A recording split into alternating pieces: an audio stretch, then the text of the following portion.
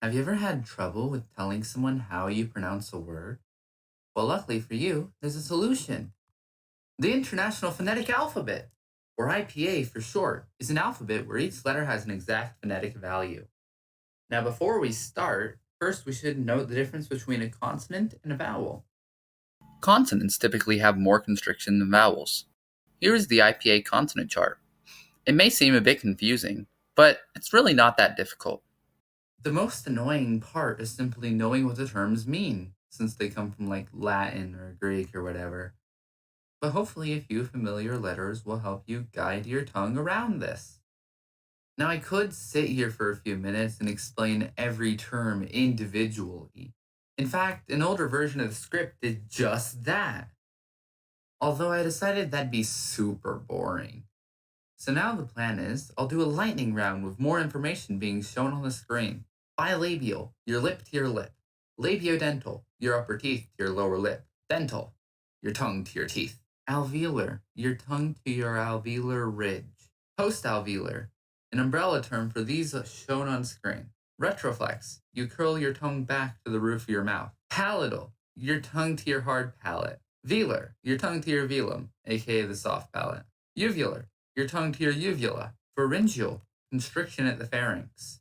And glottal, constriction at the glottis. If you felt those explanations were not enough, then feel free to pause on the slides to read what I typed elsewise.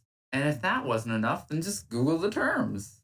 So now that you've learned at least a bit about the places of articulation, how about I mention active versus passive articulators? Active articulators go towards the passive articulator. Like with dental sounds, you're moving the tip of your tongue to touch your teeth. The active articulator is the tongue, and the passive articulator is the teeth. In contrast to active articulators, passive articulators sit and wait for the active articulators. Now, I feel an important thing to state at this point is the difference between phoneme and phone. Phonemes and phones are often quite confused, which is quite fair, considering they describe similar things, and the only difference is a little M and E at the end. The key difference between phonemes and phones is that phonemes are how speakers view sounds. Phonemes are represented with double slashes, and phones are the actual sounds, which are represented using brackets like these. An important thing to note is what these different symbols mean. An important thing to note is what these different symbols mean. The two arrows pointing away from each other, which are technically called angle brackets, are used to represent this is how things are spelt in the writing system of the language. The two slashes are used to represent the phonemes used in the word, and the brackets are used to represent the exact phonetic realization a speaker gives. Here is an example of phonemes versus phones in English. I'll say the sounds in each environment so you can hear what I'm describing on screen.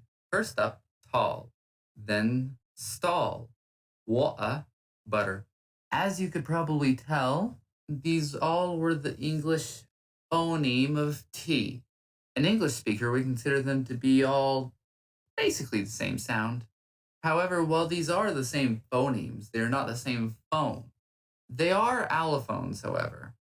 Allophony is when a phoneme has a different phone depending on the environment. Anyways, now that I've thoroughly bored you on the difference between phonemes and phones, it's about time we get back to consonants, this time taking a look into how sounds are produced. There are two major factors to how sounds are produced: voicing and how the air is released. Voicing refers to whether or not the speaker is vibrating their vocal cords while articulating sounds.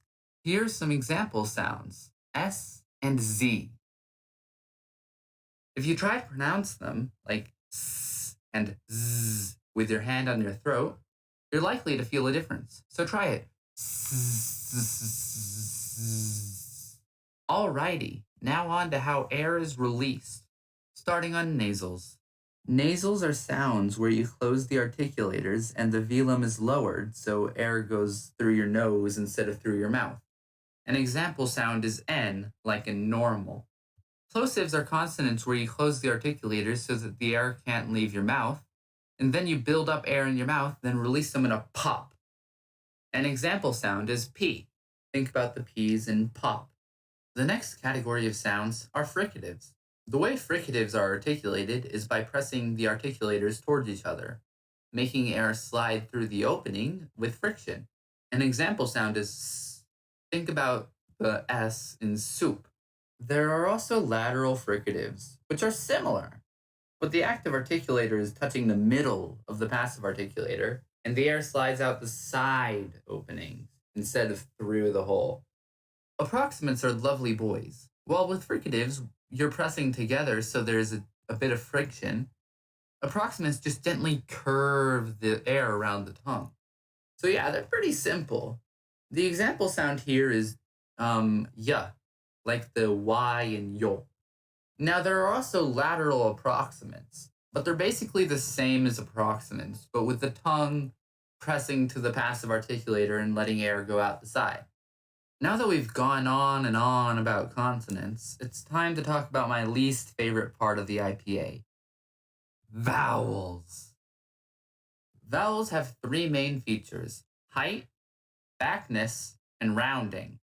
Height is how closely you move your tongue to the roof of your mouth, hence the terms close and open.